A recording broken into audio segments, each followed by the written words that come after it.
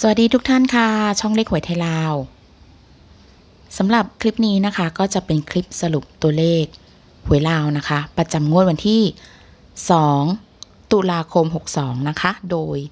สูตรในงวดนี้เราคิดมาแล้วทั้งหมดที่คิดให้30สูตรนะคะเดี๋ยวเรามาดูตัวเลขจากงวดที่แล้วก่อนว่าให้อะไรไปบ้างงวดที่แล้วถ้าใครอยากดูสถิติย้อนหลังแล้วก็ไม่อยากกลับไปดูคลิปนะคะก็สามารถดูได้จากต้นคลิปได้เลยงวดที่แล้วเนี่ยเราเด่น8นะคะเด่น8รอง1ไม่มาแค่8ตัวเดียวนะคะที่เข้าเน้นเป็นตัวเน้นแล้วก็ผลออกเป็น9 8 7 5นะคะมาดูแบบหลักก่อนแบบหลักเนี่ยไอตัวเนี้ยสูตรนี้เนี่ยน่าจะต้องเลิกใช้เลยนะคะเพราะว่าหลุดไอ้สีเหลืองถ้าใครจำได้มันจะเป็นสูตรที่หลุดเมื่องวดก่อนแล้วงวดนี้หลักพันมันก็เป็น9ก็คือแสดงว่าหลุดติดต่อกันทั้งหมด2งวดแล้วก็8ชุดนี้ก็หลุดนะคะตามหลักนะเอาตามหลักก่อน7ดับ7ดับ5นะคะ7อันนี้หลุดเลยนะคะก็แสดงว่าสูตรดับประจำหลักจะมีหลุดทั้งหมด3สูตรนะคะเพราะฉะนั้นมันก็เลยทำให้ตัวเลขที่จับให้เราจับ89นะคะแต่ผลมันออกเป็น98มันก็เลยได้แค่ตัวกลับเพราะฉะนั้นใครที่เล่นตัวกลับก็จะได้ไปนะคะส่วนตัวล่าง75ไม่ได้จับให้แต่37นะคะไม่ได้จับให้75เสียดายมากได้แค่ตัวกลับเท่านั้นนะคะเพราะฉะนั้นจากนี้ก็ไปใครเล่น2ตัวนะคะที่สามารถเล่นผ่านเว็บผ่านตัวแทนต่างๆได้ก็แนะนำให้เล่นตัวกลับด้วยเพราะว่าเจอลักษณะนี้มา2-3 งวดแล้วให้ถูกแต่ไม่ตรงเป็นตัวกลับแทนนะคะมาดูของรอบนี้ก่อนรอบนี้จากทั้งหมด30สูตรนะคะ2สูตรสีแดงลงวิธีการคิดไว้ให้แล้วใครที่อยากดูวิธีการคิดสามารถย้อนหลังกลับไปดูได้ลงคลิปให้แล้วนะคะรอบนี้แต่ละตัวมี1 2 3 4 5 6 7 8 9ตัวเราไม่เห็นอะไรไม่เจอ6นะคะจาก30สูตรเราไม่เจอ6เลยมาดูแต่ละตัวกัน9มาทั้งหมด5สูตร3มาทั้งหมด6 0มา2 5มา3 7มา2 1มา5 8มา2 2มา2นะคะแล้วก็4มา3สูตรมันจะเริ่มเห็นคร่าวๆนะคะเพราะว่าหวยลาวมีทั้งหมด4ตัวนะคะมันก็จะสามารถจับกลุ่มได้มาดูอันนี้นะคะแสดงว่าขออภัย2สูตรนี้ไม่ได้ตัดออกคือเป็นสูตรเดิมที่เน้นนะคะที่บอกว่าหลุดไปนะคะตัวนี้ดาบหลักพันเนี่ยทั้งหมดที่คิดให้รอบนี้คิดให้5สูตรนี้นะคะใช้สูตรเดิมเมื่องวดที่แล้วมีดับ8ในหลักพันเนี่ยทั้งหมด3สูตรดับหลักร้อยมี9 9 6 1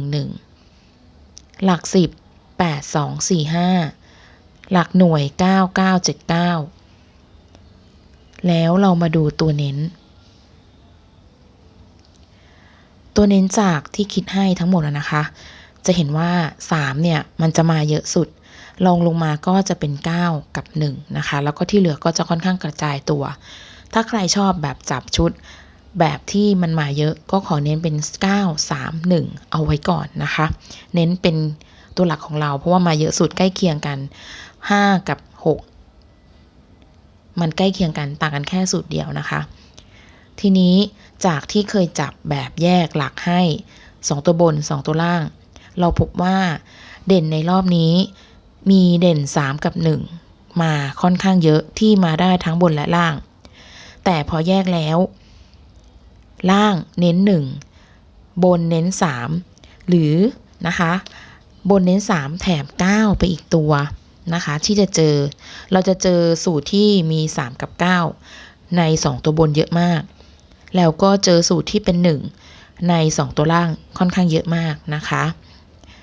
ส่วนใครที่อยากจับเองก็สามารถเอาดับประจำหลักเอาไปจับได้นะคะมาดูสิ่งที่เราจับให้ในรอบนี้ขอจับให้แค่8ชุด เท่านั้นนะคะชุดนี้จะเยอะหน่อยถ้าใครรู้สึกมันเยอะเราชอบชุดเดียวฟันธงก็มีอีกชุดหนึ่งที่ลงเป็น4ตัวตรงไปเลยนะคะมีคลิปก่อนหน้านั้นสามารถย้อนดูได้เช่นกันชุดแรกที่จับ1 2 3 8 1 3 9 3 1 8 9 3 1 2 9 3 1 5 9 3 9 1 3 4 1 8 3 2 1 0 9 2 1 7 3 5นะคะแล้วก็3ตัวเราก็ตัดมาจาก3ตัวท้ายด้านบนนะคะก็จะเป็น8ชุดเช่นกันนะคะ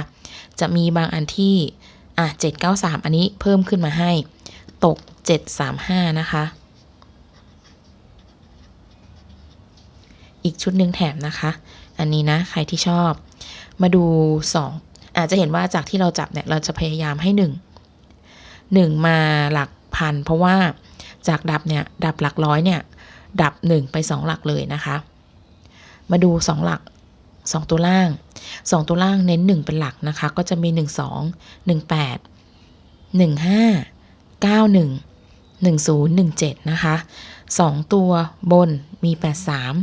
93 34 32 92และ35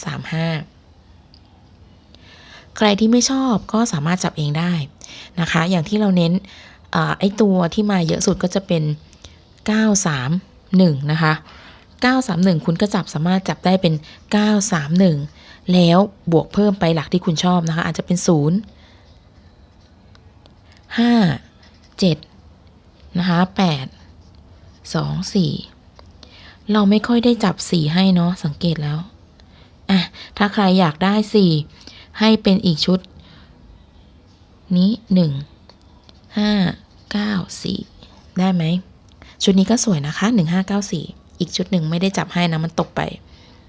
นะคะเพราะฉะนั้นตัว94ให้เพิ่มเข้าไปในชุดเลขบนนะคะได้อีก1ชุดเพราะว่าจากที่เราชอบเนี่ยใช้วิธีลักษณะการจับแบบนี้นะคะคือจับแยก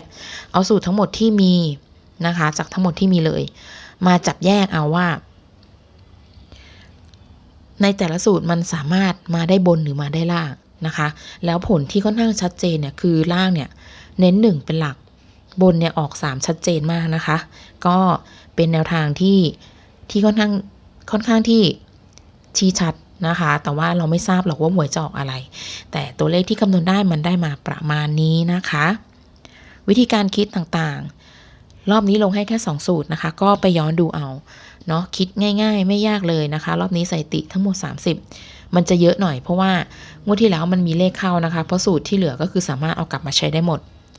สูตรต่างๆที่เพิ่มขึ้นมานะคะเราขอแจ้งว่าสูตรไหนที่หลุดเราก็หลุดออกไปเลยนะคะเราทิ้งนะคะไม่เอามาใช้ไม่ใช่ว่าเฮ้ยมันมีเปลี่ยนทุกงวดเลยแล้วมันก็ดูเหมือนแม่นหลังไว้ออกนะคะจริงๆก็ถ้าแม่นทุกงวดเราก็คงแบบแฮปปี้มากๆนะคะแต่อันนี้ถ้ามันหลุดแล้วเราก็ต้องพยายามคิดสูตรอื่นๆใหม่ๆเข้ามาทดแทนนะคะเพราะว่าอย่างที่บอกว่าสูตรที่มันเดินมาระยะหนึ่งแล้วมันจะหลุดไป12-13งวดนะคะอย่างเมื่อก่อนสูตรมาราธอนที่เคยลงให้เนี่ยสูตรนั้นก็หลุดไปแล้วนะคะสูตรมาราธอนครั้งที่แล้วคิดได้6นะคะแล้ว6มันไม่มางวดที่แล้วก็หลุดไปเลย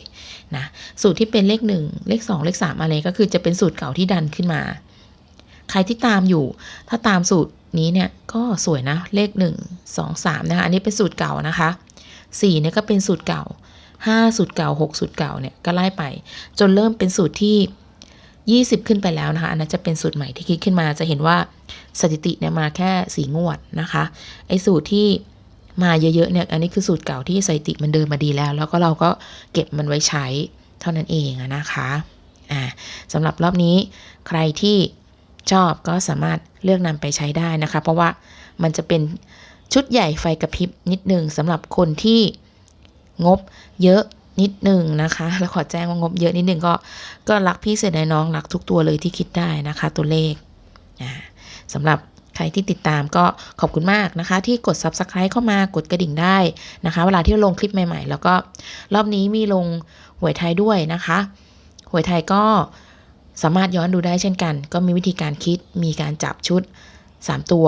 ให้ด้วยนะโอเคสำหรับ พรุ่งนี้หวยไทยออกนะคะขอให้ทุกท่านโชคดีมีเงินใช้เช่นกันนะคะแล้วก็วันพุธกลับมาเจอกันกับหวยลาวค่ะสำหรับคลิปนี้ขอบคุณมากนะคะที่ติดตามสวัสดีค่ะ